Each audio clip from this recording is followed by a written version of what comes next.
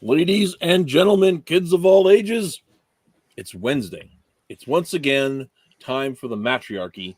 I am, as always, your host, Matt Rhys, coming to you from sunny and beautiful Scottsbluff, Nebraska, where we are in the very grip of spring. The birds are chirping, the squirrels are out, the sun is shining. I'm wearing sandals. It's great. Absolutely gorgeous weather. And today we are here to talk about the 12th issue of Superman. But before we do that, I have got to show off a recent purchase of mine. Everybody's already seen it on the backstage, but here it's the hardcover Supercore. First of all, you trade volume of this very series in hardcover format. Nice. Where did you pick that up at? Target. Really? Yeah. Cool. I'm not necessarily a big fan of the old Target as a whole, but I was in there because I couldn't find what I was looking for. I was looking for something else, couldn't find it anywhere else. We were scraping the bottom of the barrel at Target, and they had this on sale even. Ha! Yeah. And so you've got the issue, that cover there that was on the regular thing. And then you've got that is the glossy hardcover cover there. So yeah. How much does that, or how many issues does that cover then? Is it the first It's 1 five? through 5 plus the annual. Oh, okay, cool. Mm-hmm. Nice. Yeah. So it ends up being something like 210 pages or something like that. So, yep, pretty snazzy. Awesome. That's cool looking. Yep. And it was on sale. So if you guys have a Target, go see if you can give them less money if you want to. Yeah. I'm all about abusing Right sales. So right on. 100% about that. That's cool. I also, in the mail this last week, got a little something from Texas as well that I wanted to show off here. It's the most recent Black Ops Volume 6 by Tim Lim and Mark Pellegrini and their compatriots at Iconic Comics. Nice. And I've already read it. I read the PDF when it first came out, but that came in my post, so I'm pretty happy about that. Fun little story. Also, check out this crazy Matt Weldon art. Yeah. The side jacket. This is now becoming an unboxing video. Yes. And the back cover's got this amazing Alejandro Mirabal piece. So It's okay. This is more interesting than the actual topic. Oh, somebody didn't What? like this week's issue. So Metal hasn't been with us for a while, and so I he had was to telling do me, a lot of catch-up reading. Oh, gotcha. So I like even did mustard tell reading? Rhys that for everything He before beat me to this the issue- mustard reading joke. Dang it. Yeah. But everything before this issue, which I got to sit down and actually spend a lot of time reading this issue, I had to speed read to catch up. So I can't promise my reading comprehension of the stuff before this is very well. But the further I got into the series, the less I liked it. So I want to know, okay, before we get into the topic per se. Also, I see people are joining there in the live show. Thanks for tuning in. Have any questions? Shoot us a line. But I'm curious, Metal. What is it about the series that you are not liking? Lex Luthor. What about Lex do you not like? He doesn't feel like Lex Luthor to me the further I get into the series. Oh, Right. we are not going to have a good time tonight, are we? Yeah. I'm kind of having some of the same thoughts, or maybe we're not in sync, but I have problems with We're Luther too. somewhere in the same zone. Yeah. I'm on the fence. Considering this is the Lex wait a Luthor I second. I live left my for, banner I up here. strive for. I've already returned. I'm back. Sorry. Just like Superman did. Yeah. Good to see a star storyteller. We're talking Superman issue number 12 by Joshua Williamson, who even if I still like him as a writer, even if I'm not always happy with all the directions he's taking me, I've noticed that there are certain writers that make me want to, gosh, I can't say that now, can I? They make me want to not stop, or they make me want to stop reading comics. Just make me feel sick to my soul. And I when I'm reading Williamson's work, sometimes I go, well, I don't like you did this, or I don't like you did that, or I like that you But at did least this. it's nitpicky stuff instead Yeah, of like, I just exactly. don't like this entire comic. Right. I'm having like a normal reaction as I read with things I like and dislike. And that's again takes me back to the fact I still think that this comic series is it's still a refreshing change of pace from a lot of what we have seen, I think, in mainstream recently. Stuff that has made us want to tear our hair out at times. It's definitely still the best Superman comic I've read in the last 10 years, so that is a very low bar. Okay, here's the thing I want to know though. I got to know here. What is it about the Lex portrayal specifically that you're not liking there, Bettle? Well, I mean, we also covered this in our my favorite comic villain thing. This is very similar in ways to like that Smallville Lex Luthor, which I was never a fan of. I kind of hate Lex Luthor in Smallville. I'm actually not even a big fan of Lex coming from Smallville, though that is an older thing that's been around for a while now. But I there's certain things I can't quite put my tongue on when it comes to this Lex.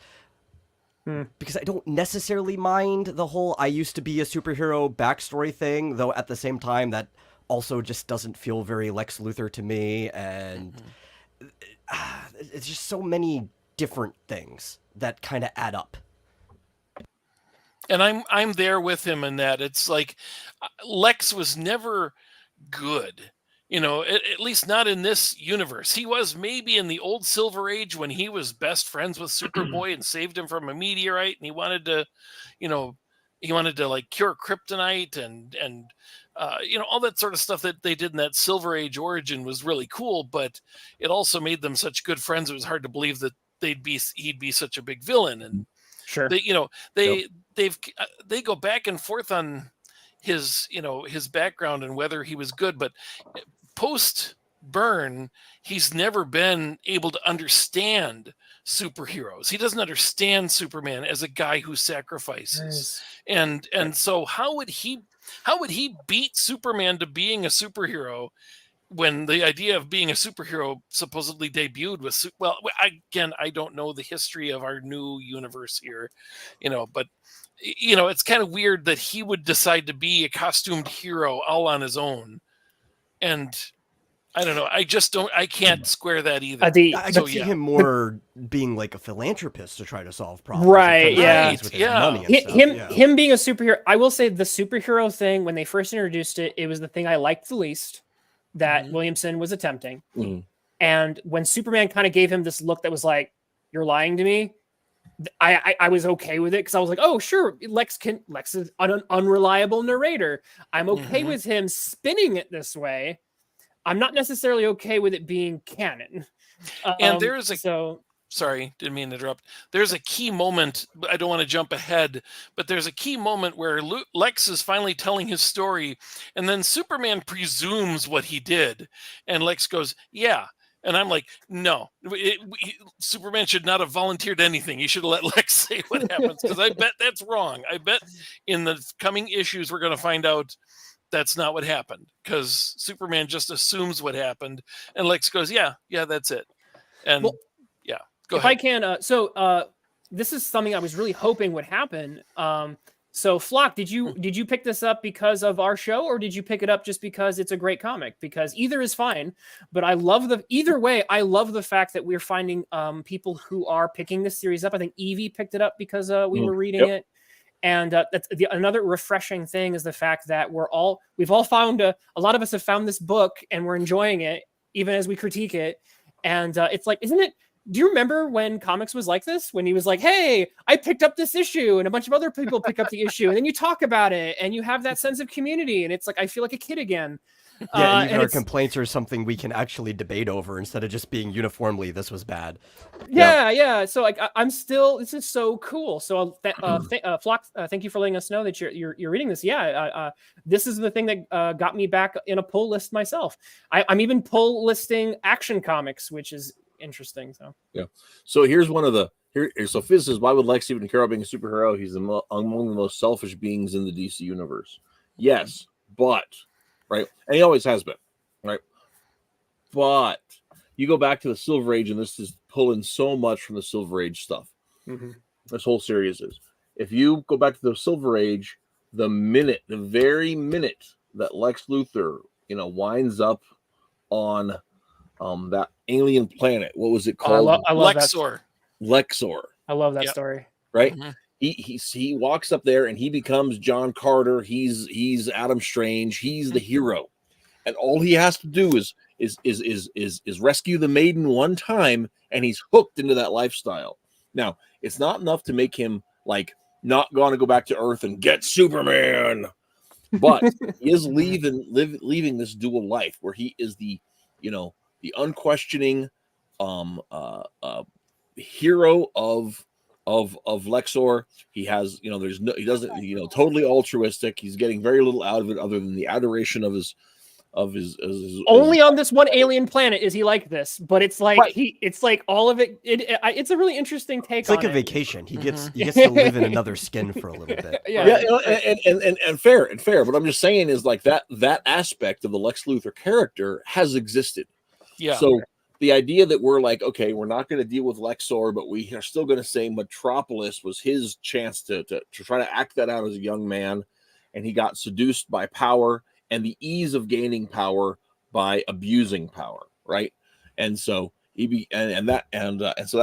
so why does Lex become a villain?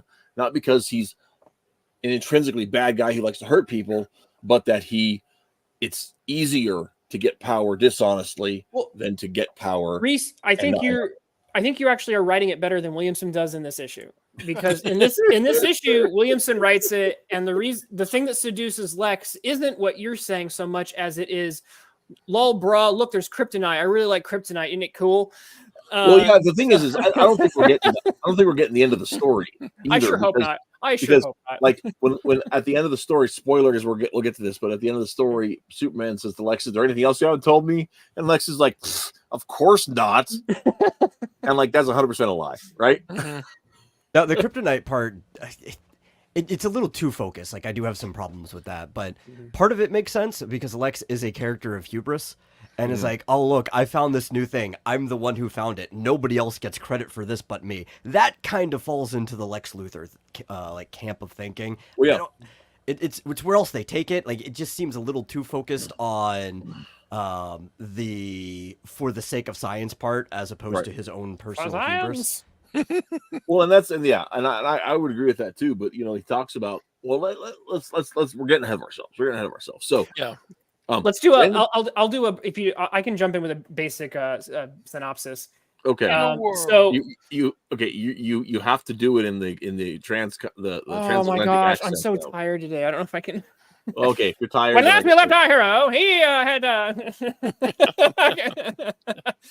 Lex Luthor, and then the Lex Luthor Revenge Squad had created a. That's as much as I can do.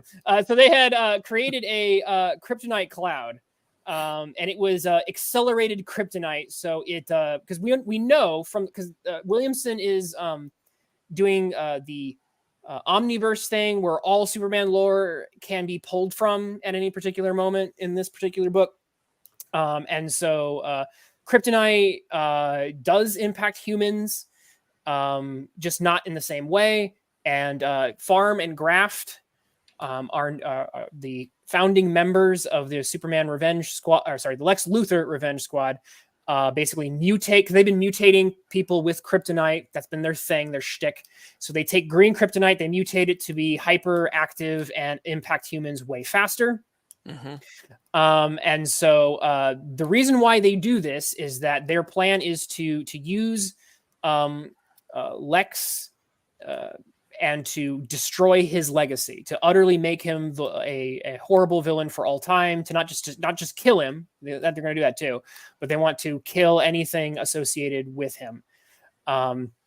So the basic pitch is having to stop this threat to Metropolis.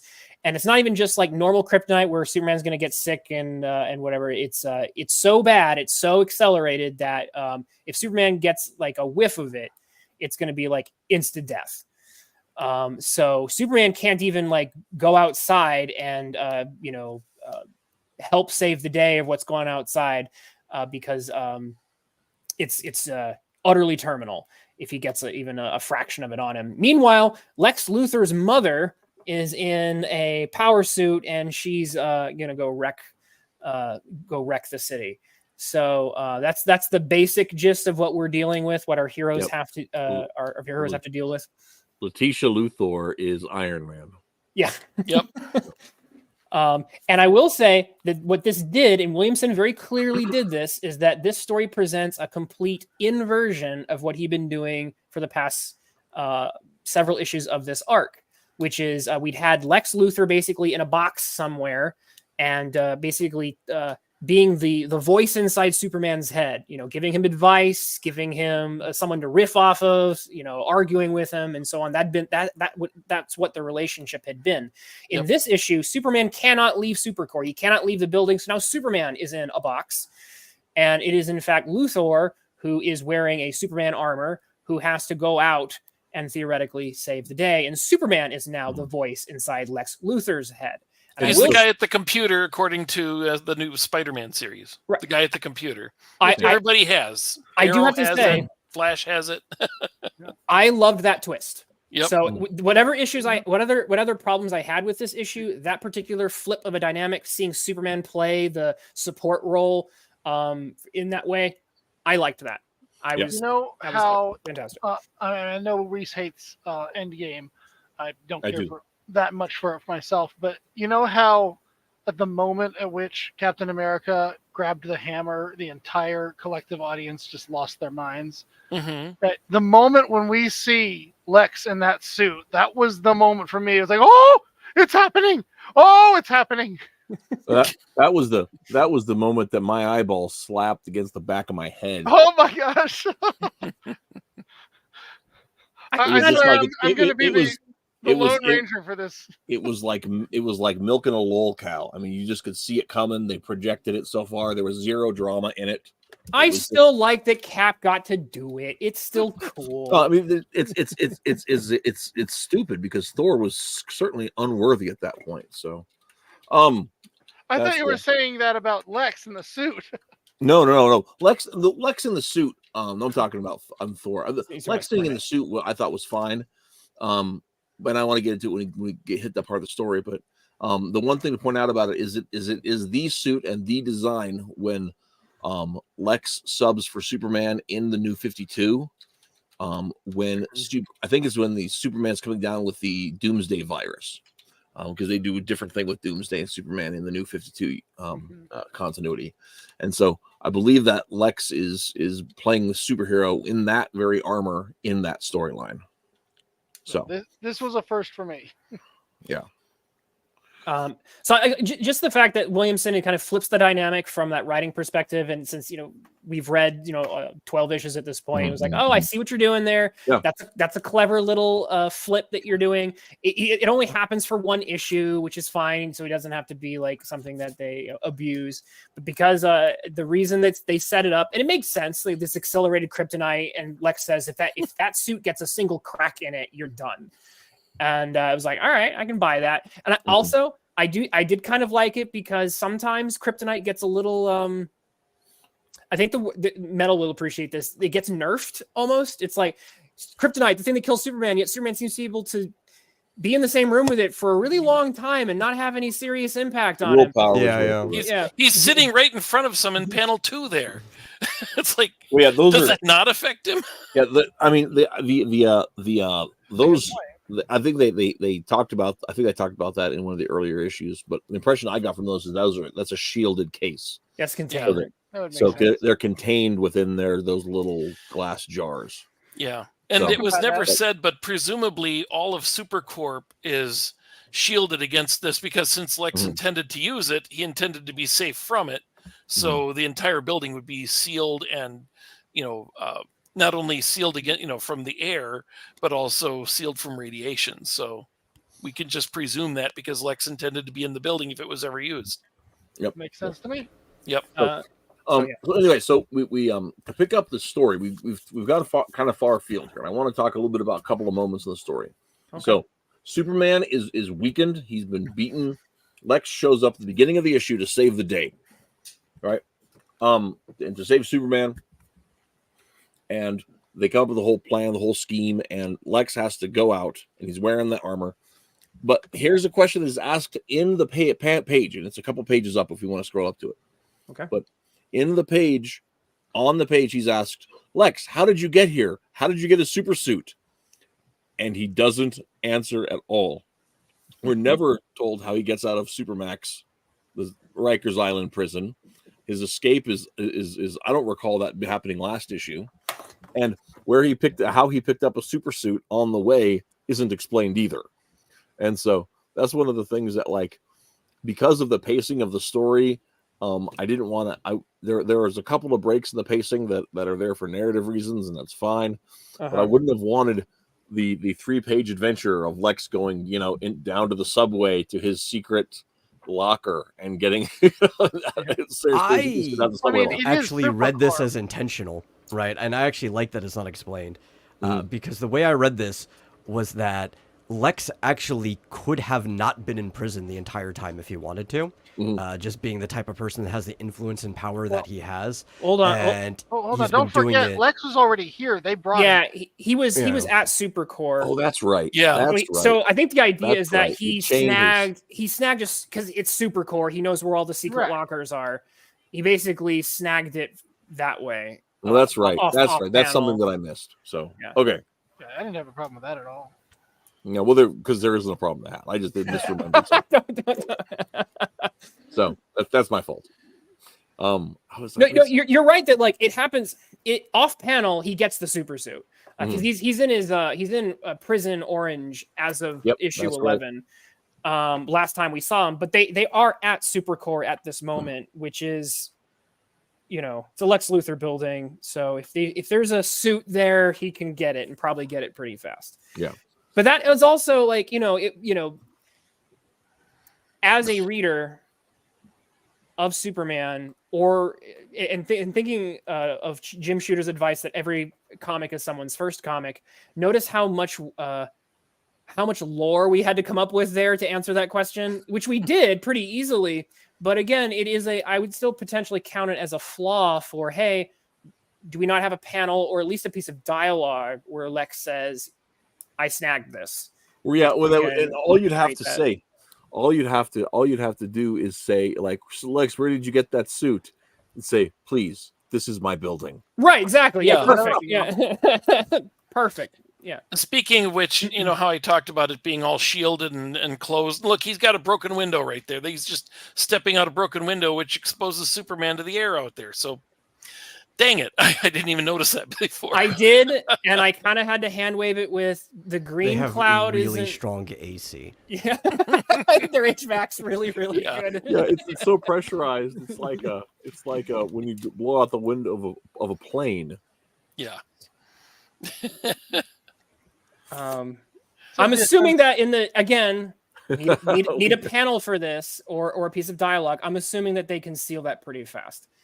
I guess. Yeah. Yeah, and he wouldn't need to. He can walk down the hall, and I'm sure double doors will close and seal behind him. Right, but either way, we're doing the writer's work for him. Right. And the writer needs to.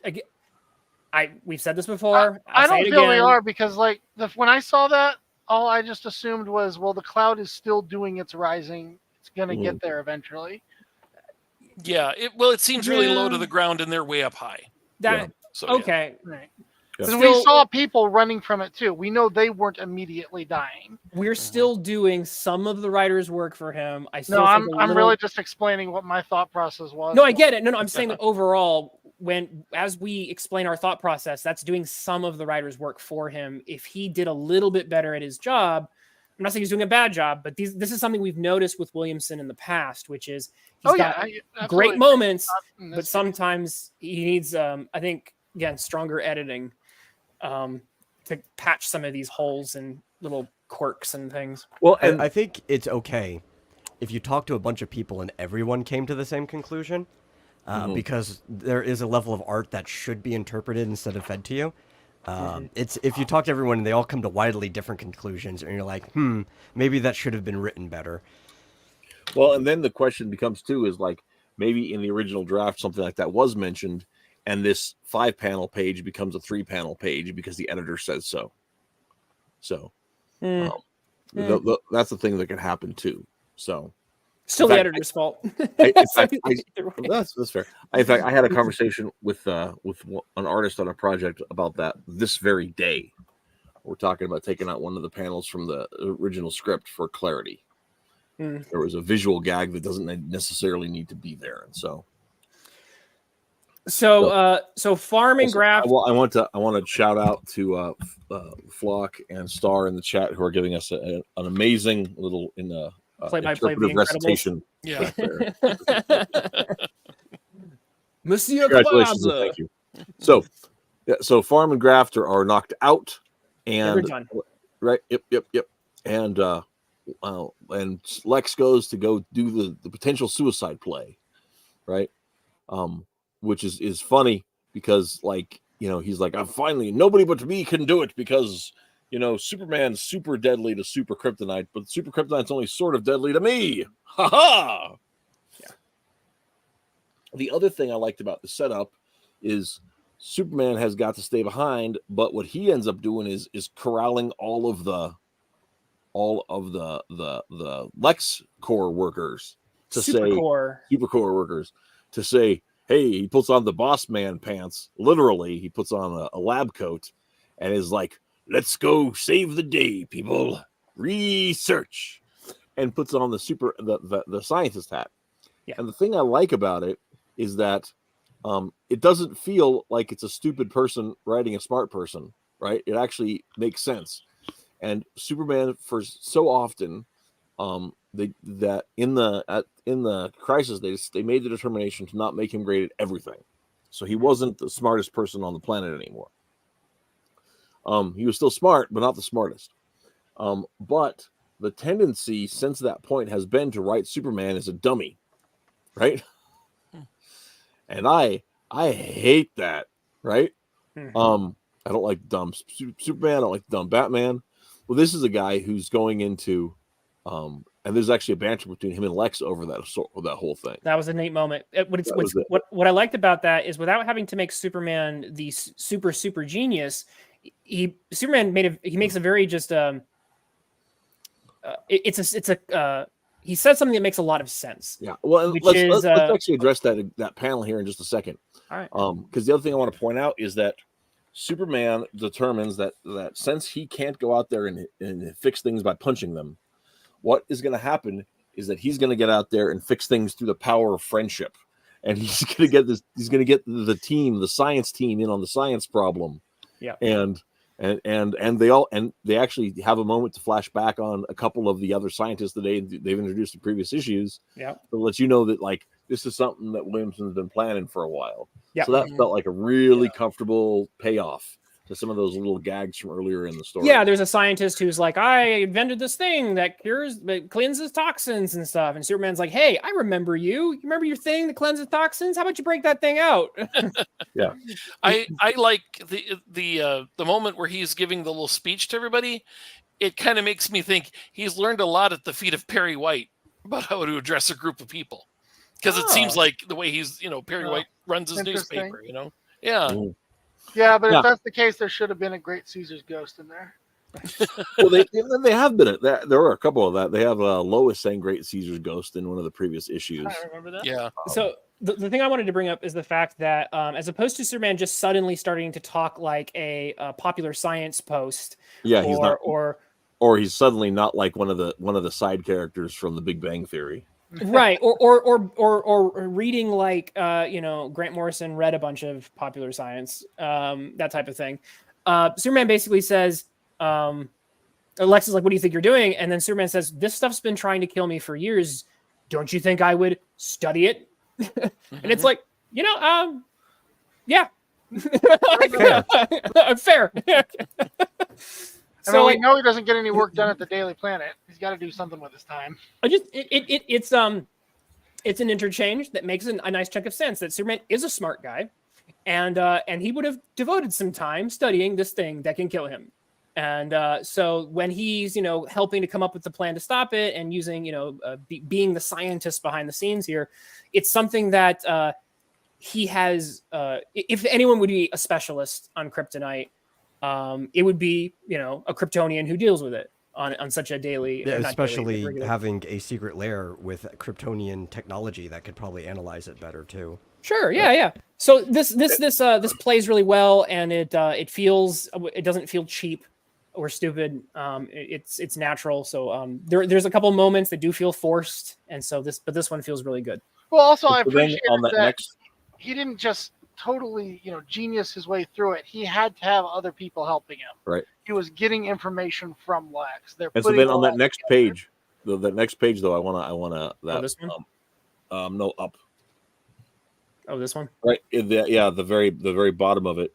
So it says, it's great. It says, so you'll have to reverse engineer my work and then come up with a way to negate its efforts in regular time. In essence, you need to be my own genius. And check out the balls on this guy. I lost Clark's it on response the is, I had to step back from the comic because I was laughing for like a good half minute before I was. I reading like it that. again. Yeah. it's a little flex, but it's a good one, and it's deserved.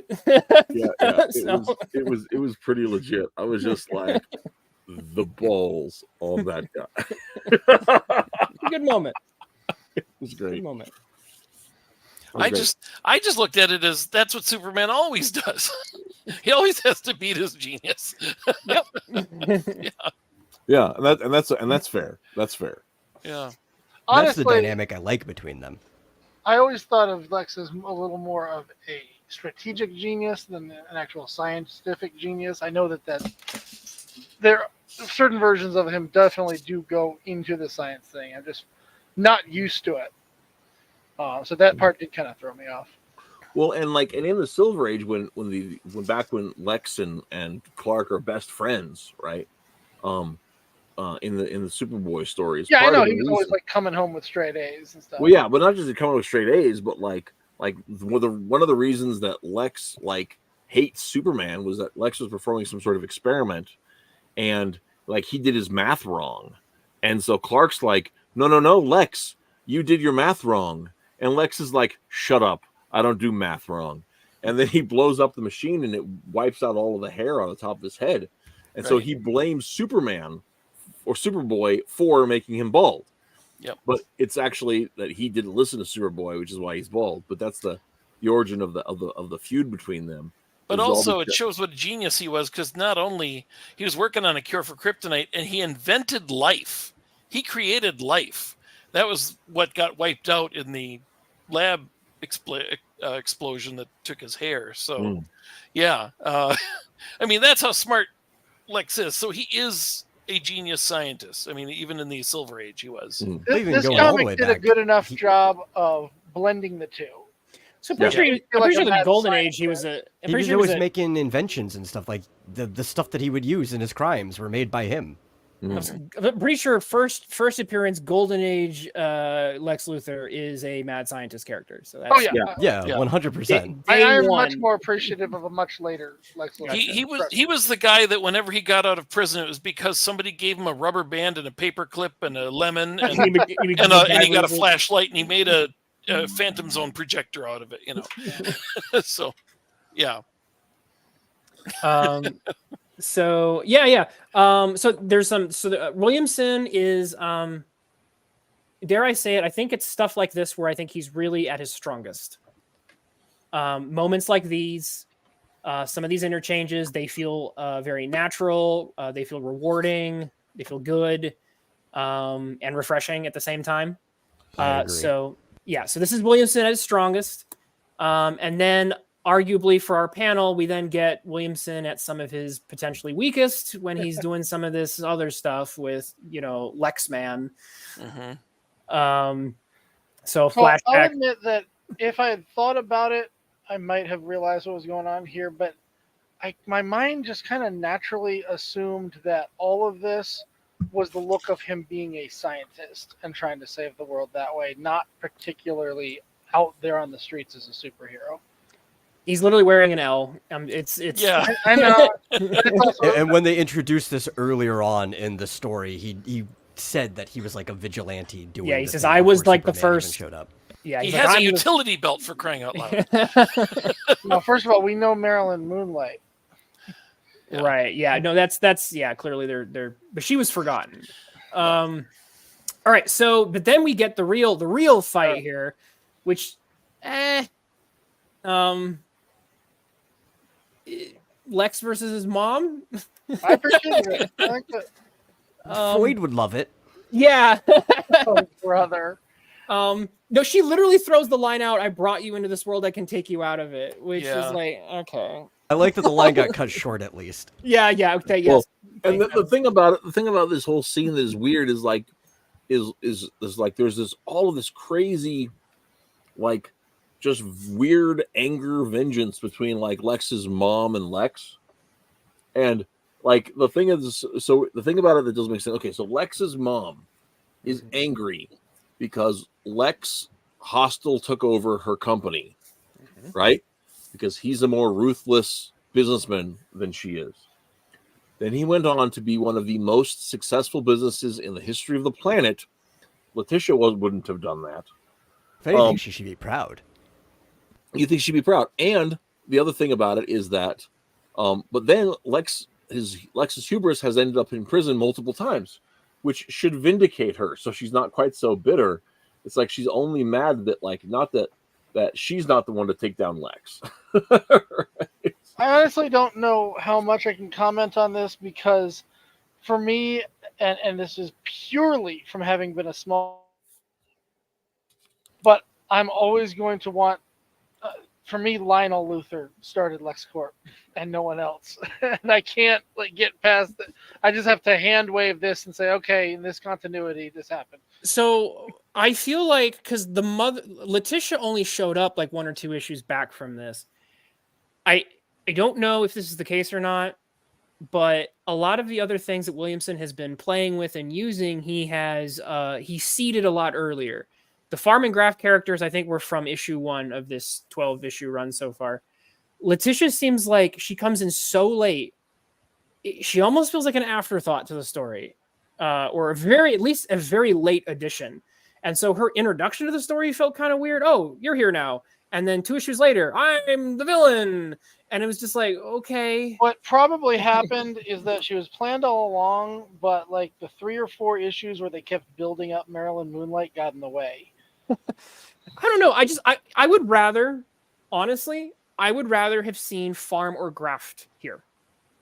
Like they've built the history for Farm and Graft to be like this really long-standing rivalry and hatred, like deep-seated. Yep. I would have rather seen one of them in this spot, and it just feels kind of weird that it has to be mommy. If from the beginning you saw this like woman's silhouette with them, like they were trying to keep it hidden, that probably would have worked as well. But it's just like not there. Well, and one of the things that seems, I mean, I can agree with you guys here on too, but even I would rather see Letitia in this place than Farm and Graft, because I still am not sold on Farm and Graft as characters yet. Yeah. Because they're telling us they have 100 years of history, and there's never the weight of history on the characters when they're on the page, right? Like, if you can't read like more than a page or 2 of James Robinson writing The Shade and not feel like you're reading an ancient person, right? Yeah. He is able to write The Shade in a way that has this weight of history to them, and you're reading about this aged, immortal, amoral person, and it feels like it has the weight of time on it. Farm and Graft, they just seem like bit characters in a music video. I still am not sold on them being smart. I'm not sold on them being evil. I'm not sold on them being masterminds, and I'm definitely not sold on them being nemesis. So I'm not sold on them being 130 years old. That's what Rhys is saying. Yeah. Yeah. He's well, I don't get it. Are how are they immortal? Like, this is one of the things. And how are they immortal? And why are they immortal? There's just. I mean, we should know some of that stuff by now. The other thing about it is, like, so with the situation with Letitia here, it's a little bit of a cheat. And I know, Twitless, you hate cheats. But it's a little bit of a cheat. But we already can read. They've already established the maladaptive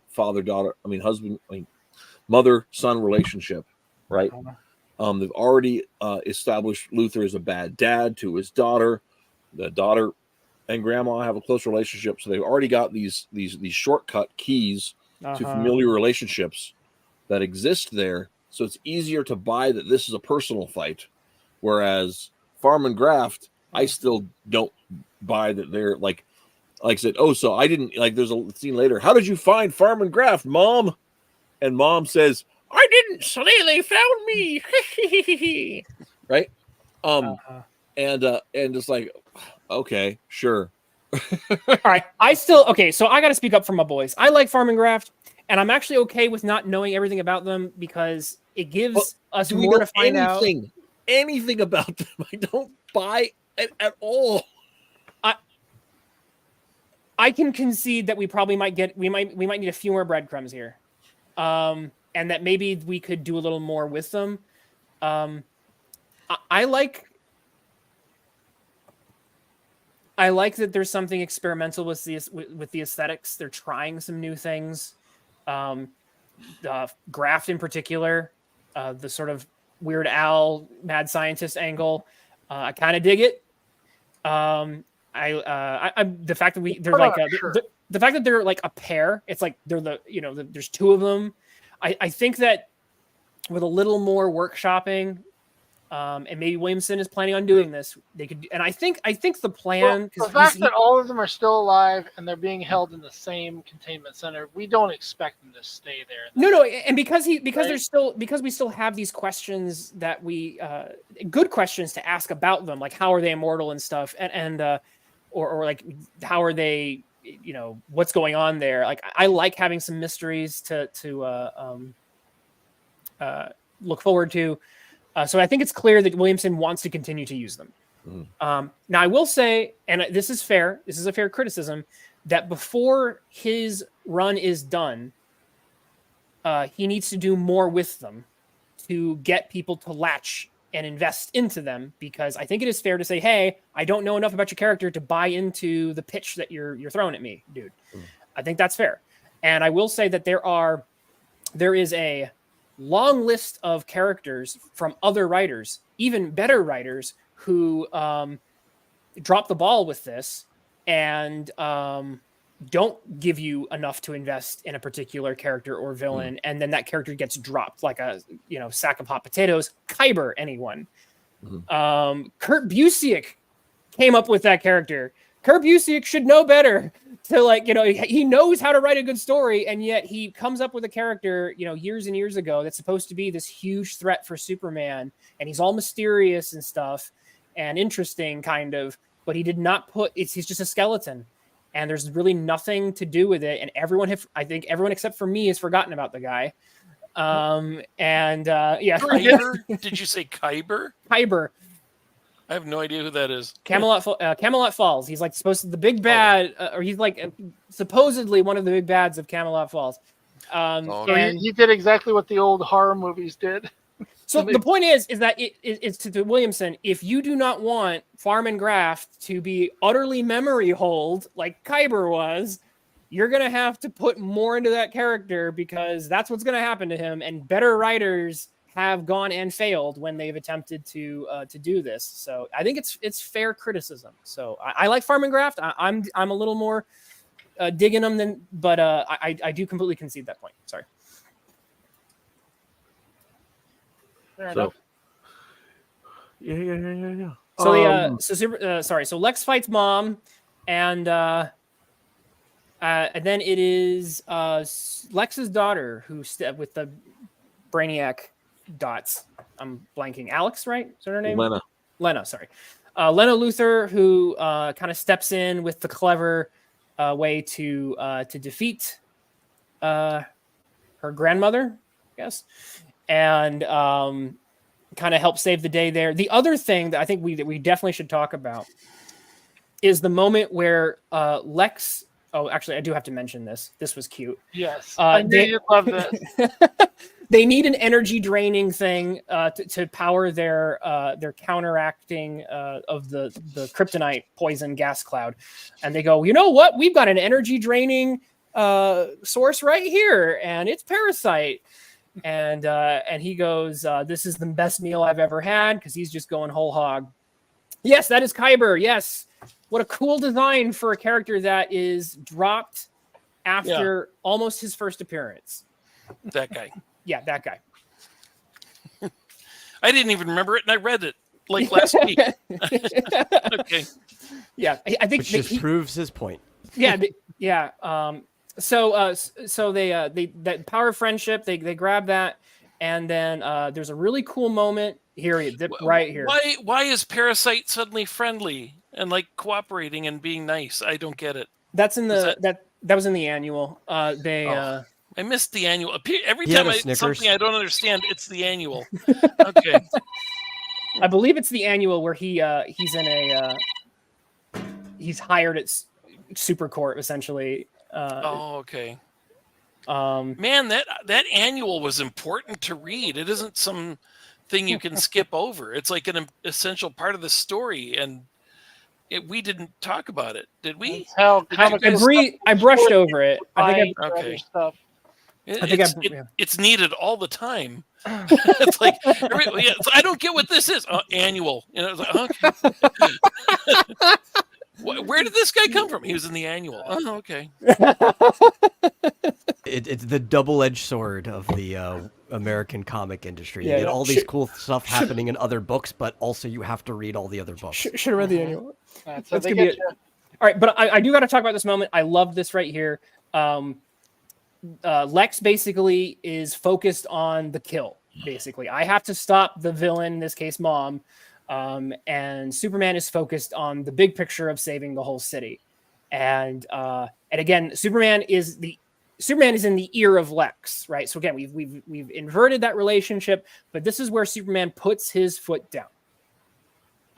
And he's like, no, you listen to me, buddy. But then he doesn't just like scream at him or berate him or anything, but he says, no, you listen here. This is about saving the city. Have you changed, sir? Because if you have, this is the time to prove it. Mm-hmm. And then Lex has got that little face of like, oh, wanna, but and yet there's another thing I didn't realize. Superman change clothes? When did Superman change clothes? When did he get this? I'm assuming it was to protect him from the kryptonite he had to give to Parasite. Oh, okay. Oh, yeah. That makes okay. Doing the work for the writer. Okay. Well, it's the first time we see him in it. Okay. But somebody else can do it at super speed. It's just less than a second for Superman to change outfits. I agree, but it's like why he was in the nice lab coat and all of a sudden he's okay. There's like a jump cut and it's clear he's changed outfits. Yeah. Okay. Sorry. It's not too bad. I apologize. You're right. It was something I also just realized about the inverse of this whole issue is that the whole story started out with Lex in Superman's ear. Yeah. And now we have Superman in Lex's ear. Right, we talked about that, yeah. Yeah. We talked about it earlier. That's what I was saying. You were saying he was inside. But I'm just the fact that he's actually talking to him over the radio as well. Okay. Mm-hmm. It bears repeating. It's a good point. But this point here was, I think, sold pretty well because this is where the language of comics speaks, right? Because you have Superman saying, "Are you a changed man or not?" And that look on Lex's face basically tells you everything you need to know about the internal conflict, right? You have an arrogant man who's been expressing that he wants to become better than what he was, but he's clearly still fighting his earlier impulses to do things the way he wants to do them. Right. Mm-hmm. And but that look, so credit to the artist team here. We had 2 artists here. But that's a pretty good panel. The art overall, I much more appreciated than the last issue. You guys remember the issues I had with that one. It was still very different, but in many ways it was kind of interesting. And the entire world didn't look like Bruce Campbell. Although I can't say that it was entirely without shadows from the last issue. I think the main artist is David Baldione. I'm not the biggest fan of Baldione just because he leans too far into the cartoony aspects for me in kind of weird ways. But it's okay. It works well enough. That's in my opinion. So this is the climax of our story. This is the moment where Lex has to choose. And he clearly doesn't want to do it, but spoiler alert, he does make the right decision, at least here. And he decides to listen to Superman's voice, and he listens to Superman's voice in his ear, and does the right thing. And that's also a rewarding moment. Now, I will admit that I was thinking to myself, okay, but if you're focusing on that, she's still going to come after you to stop you from focusing on that. Mm-hmm. And I guess in the end, Williamson spared us from having to actually address that by not having anything actually bad happen to Lex. Well, Lena steps in, essentially. At exactly the right moment, right. But before we get to that, the one thing I want to point out, I think they did a pretty good job in the story of laying it out in such a way that kind of works, an explanation that works, but they're also just reversing the polarity, like literally. That's the device that's going on here.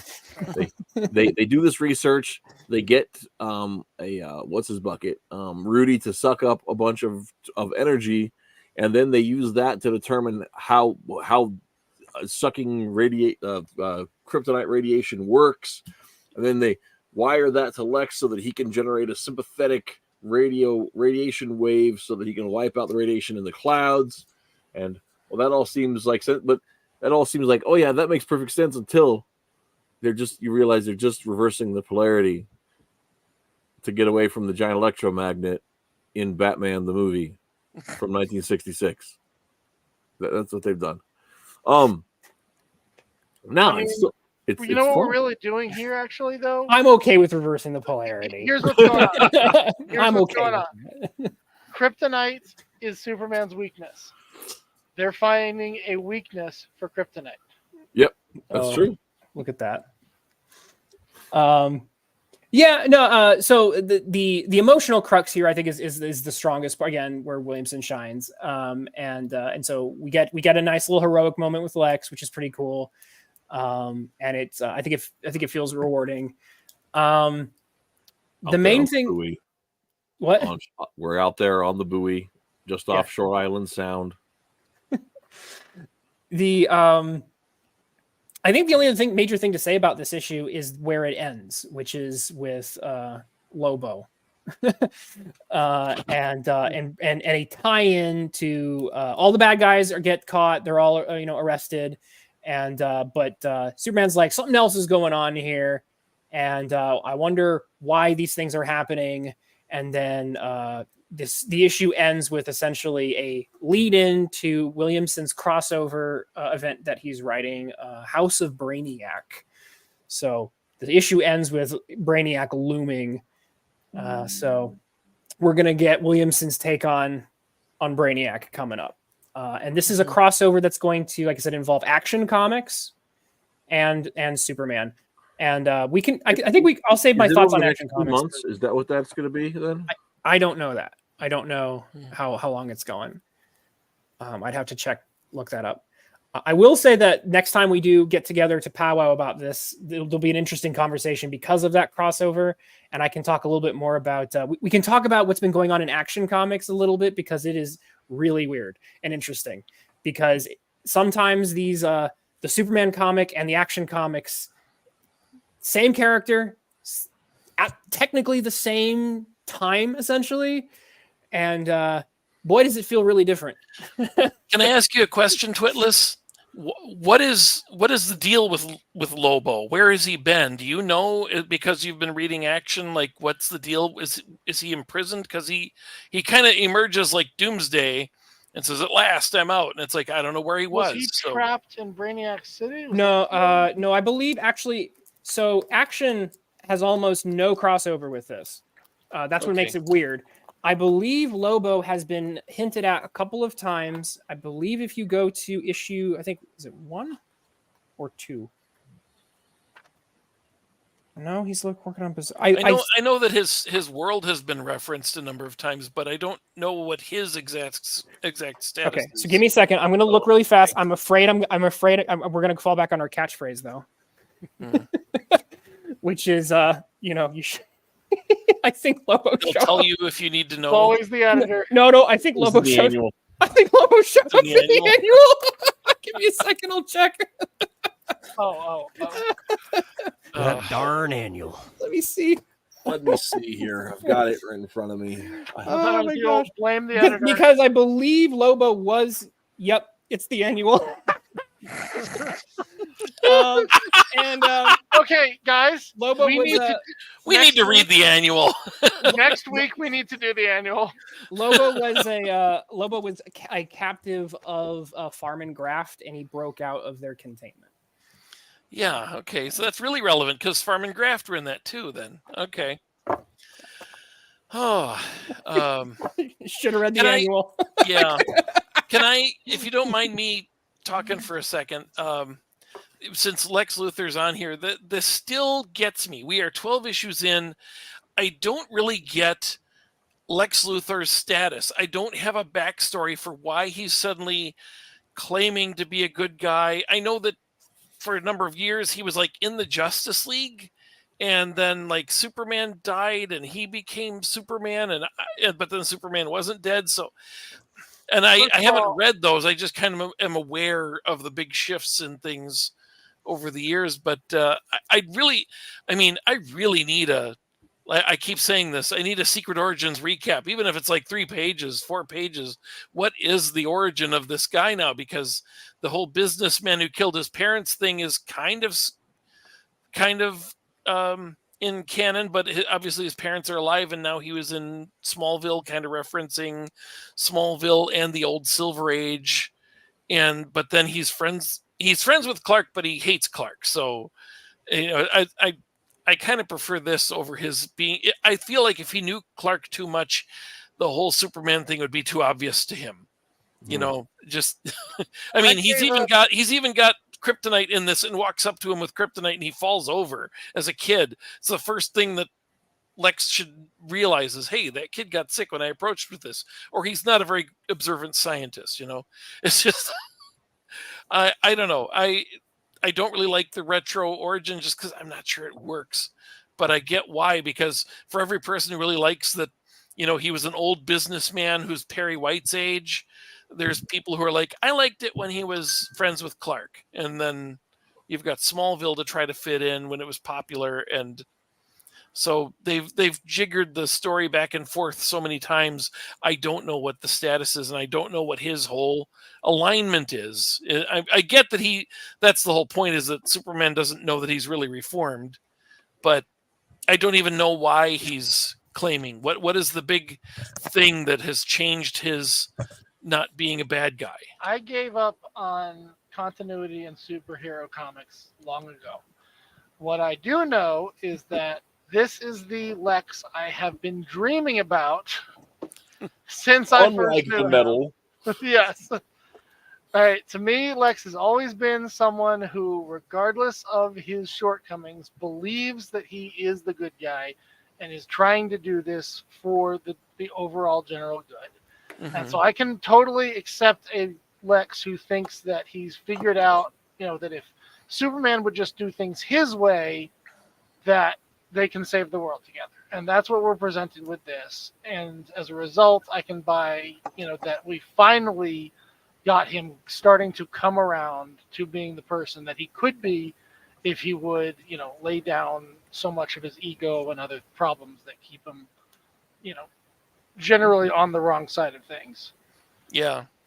And I kind of like that whole thing about him thinking he's the good guy, except for being a member of the secret society of supervillains and working with the Joker. Like I said, after 80 years, yeah. I do not give a crap about overall continuity. I will accept whatever storyline is being given to me right here, right now. And I think that no, that's an interesting. These are really, I think these are all valid perspectives as we kind of wrap up here.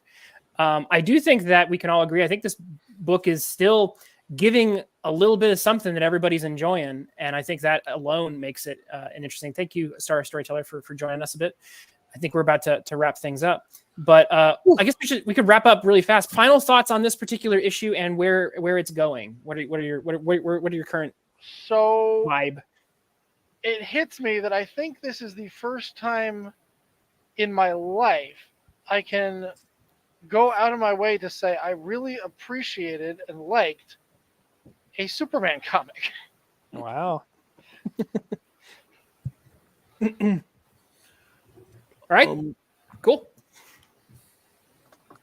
Are we going in order from top to bottom or what? I will also point out that it's one big shortcoming. We have gotten to the end of this 12-issue series here, and still Marilyn Moonlight has not actually being used. I'm actually kind of okay with build that. up this character for like half the issues. Well, and maybe then the final fight comes and she's nowhere to be found. I think Williamson might be planning on sticking around for a bit. I kind of like that. I think he wants to keep writing Superman. That's cool. That's a good sign. So this is what I mean when I say he should have left her out of this first issue and focused a little more on Lex's mother. Okay? That's just my only gripe. She could have I'm sure there would be plenty more room to use her in her own arc when we actually get there. But it's like I feel like he's got this fan character he loves so much. He's just got to get her in there. That could be that very well might be. I guess Hutch, what are your vibes on where we're at? So far I've liked this run. I mean, all in all, except for, obviously I would really like something. I mean, there's a big 2-page spread at the beginning of every one of these stories, and it feels like I could really use some more establishing narrative, saying what is the status of everything. Remembering that these are the first comic for everybody who, there's always somebody for whom this is their first comic, and you're getting in and there's 20-30 characters. Their status is really hard to determine. If it wasn't for the little mention of, oh, and by the way, Lois and Mercy are over there, and it's like, I completely forgot they're in this. There's too many characters, really. And you talk about, Marilyn Moonlight and all that. It's like, yeah, he's been jamming in way too much and not giving enough to the focus of the story. And I really wish that this wasn't spread so wide so that there's more time to explore a few things, because it seems like you dabble a little bit in this character and dabble a little bit in that character, and by the time it pays off, that was 3 issues ago for 1 page, and I don't remember that. It does seem to be spread a little thin, and now you're throwing in Lobo and Brainiac as well, and not resolving any of this stuff except for, okay, a few of these characters are in prison, but you're not going to leave them behind, because I think he still wants more of Farm and Graft and what happened with Lex. So, and honestly, like, I was never around for, the glory days of Spider-Man and stuff. As long as I have known superhero comics, they have always had a problem of feeling rushed. Mm-hmm. Yeah, it's not so much rushed as incomplete. I don't feel like they resolve anything, and they're spread too thin. They're spread too thin. Cram a lot in.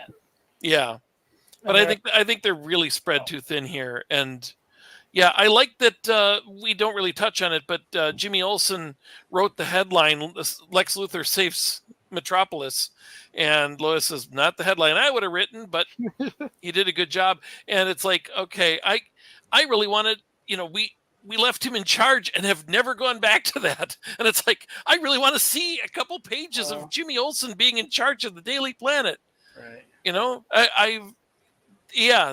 This is just spread too thin, as I said. So I like it, but I feel like it really needs some more exposition. It really needs a Basil exposition at the beginning of everything, or take that 2-page spread and tell me more about what's going on and who everybody is. You know why I think that may never happen, though? No, is because by asking you like we all know what's happening because Mm-hmm. we've been reading along this entire time. DC probably knows that if they give you too much, you won't have to go back and make sure you buy all those other issues to understand what's going on. I don't even know which issues to get. Aside from the annual. I don't know where's this issue that explained how we got Lex Luthor to this day. It feels like that's years of stuff that I probably am missing out on. Yeah. And for an issue number 1 should have done more to say what is Lex's status here and what, that we're starting this way. Just some more backstory would have been good way back when in issue 1. Well, and this is where we've talked about those old tags they used to have where it was this happened in such and such an issue. Editor's notes, I still that would actually be a great idea for them business-wise because it would be literally directing you to what you need to go buy. Yeah, it could actually say the trade paperback that would get you caught up on it. So you go. There was at least one editor's note in this issue. And there is. I'm just saying it, but I'm full of questions. See, even that Hutch, the issue is part of the issue with that is that the trades and collected volumes aren't laid out in a logical way. Right. Even though DC has been saying we're going to redoing our system to do this in a logical way for the last 20 years, they still haven't been able to figure out, how to count. Yeah. Remember, DC Comics bad at math, right? So, anyway, that's it for me. Somebody else can sum up how they felt about this issue. I liked it. I liked it a lot. It was fun. I liked how they took some of those dangling plot threads that you didn't even realize were dangling plot threads and tied them together. Like the scientist with the impurities cleaning machine. Yeah. Where they're just like. I loved how many things were. How many things like that? Like I felt like that was just a throwaway bit of scenery in that issue 6 or whatever it was. But it turns out like that's actually part of the story. So hey, check it out. So that was fun. I want to see where it goes. I did have a couple complaints, but I've kind of already talked about them. As a whole, I'll definitely looking forward to checking out 13. So, and the family, or what's it called? The what of House of Brainiac. Brainiac's lonely. Well, that brings up Lex's daughter having been his daughter for a long time. Yeah. So yeah, maybe that's why he's coming back. He just wants his daughter back. So it's going to be Metal. a custody battle. Yeah. That could be interesting. Yeah. So Metal, do you have any final thoughts? I am still mostly tepid on this. Like I said, it's better than like anything else we've gotten, but I'm still like trying to figure out where this is going. What I would like, because to at least you said it does look like he's trying to stick around for a while, is that you can't really get a good sense of somebody as a writer until they have like an actual run, and we haven't really had anybody on actual runs for like ever. You get somebody maybe half a year. The fact is, you even had 12 issues. Is crazy, right? Yeah. So I'm still gonna hold out. I would like to see where he is 24 issues from now. Well, Maybe actually get a sense of him as a writer. I know you're not fond of his treatment of Lex Luthor, and I can understand that. But as far as looking at his use of a run, I have a lot of hope just because of this issue of how they were tying in Parasite and tying in the guy and showing some breadth of skill for Superman. And it wasn't just a, think of mom and save the day kind of. I will repeat something I've said before. This is probably the only time I've ever remotely liked Parasite as a character used in Superman. Ever. This is the only time I've remotely known Parasite as a character. I was gonna say this series, Williamson made me like Livewire a little bit. Which I thought there's a lot of portrayals of characters. I prefer these portrayals, and it's another reason why I just want to see where the run goes. I want to see writers on a run so we could actually just establish how characters are supposed to act within this continuity. We can actually see development between characters instead of you had a shot, but somebody else is going to start writing it now. I hope, and I think the reaction to Williamson has been fairly positive. I've seen when I've looked around, I think there's reason to hope he might be able to stick around for a bit. I'm still hopeful for where things go. And like I said, I'm still, I think I'll be able to share my thoughts better next time when we get together because we can compare We should all send letters to the editor telling them to keep him around. Yeah. Yeah. I'd like to see him stick around for another year because Rhys has been pointing out James Robinson, writing Starman and how long he, set things up and laid the groundwork for things that paid off a year, 2, 3 years later. You don't get to do that when you may not be on the title for, more than 8 issues if you don't succeed. So, I lost him. You better get out there and buy some comic books. Yeah, but I would really like to see him. It does remind me that John Byrne's classic run was only 2 years long, although he did write 2 comic books a month, Action Comics and Superman, during that time. But he laid out the groundwork so much, and that's maybe a bad comparison because John Byrne in one issue could lay out so much about a character, and that's the downside here is we are 12 issues in. I don't feel like I know the Chained guy or Farm & Graft or what Lex Luthor's status is, and I should know after 12 issues, some of this stuff. But but I'm looking forward to the next year if he'll stick with us. Yeah. Yeah, for sure. But the reason I jumped off is you're talking about Robinson laying stuff out and paying it off 3 and 4 years later. Mm-hmm. So this miniseries, right, from 2012, or I think it was, pays off on stuff that he laid down in 2007 and 2008 in Justice League that built off stuff he was doing in 94 in Starman. Mm-hmm. So Robinson wasn't just pulling stuff off 2 and 3 years later. You've got 20 years of comics that he was writing all these forward these moments in those characters. So in Mikal Thomas, in The Shade, in Batman, even stuff that he was working on when he was just barely breaking in, that he's going back to that 20 years later. It's kind of like with Claremont, where when you write something for almost 2 decades, you're able to have a real. And we're not necessarily saying we need the same thing here, but he's saying, but one of the things that why I respect Robinson's stuff that I in these works so much was that he's pulling on plot threads you didn't even know were dangling. And that's what Williamson did with this issue. That was one of the things that I really loved out of it, is he said all these things that I thought were just throwaway, a little bit of color, a little bit of flavor, a little bit of living in the world, a little bit of soda cola in the background. And no, man, this isn't just texture. These are plot points that you've been seeded and you didn't even know they were coming, man. And I really enjoy that. I like being taken by surprise on stuff like that. Yeah, that's good. Well, I think that's a good place to end things. So yeah, go read The Shade. Okay. I just found my copy of that miniseries. I did actually have it, but I don't remember reading it, so I'm gonna have to pull those out and reread them. Yeah, I really enjoyed them. Really enjoyed it. So anyway, that's gonna be the show for this week. Next week we are talking about con horror stories. And it was Hutch's idea, so hopefully we have we'll talk about fun times at comic conventions. And then the week after, Mike Barron is going to be joining us, and we're going to be interviewing him about Nexus and about his upcoming campaign. So, which is kind of a throwback. We haven't done one of those in a while.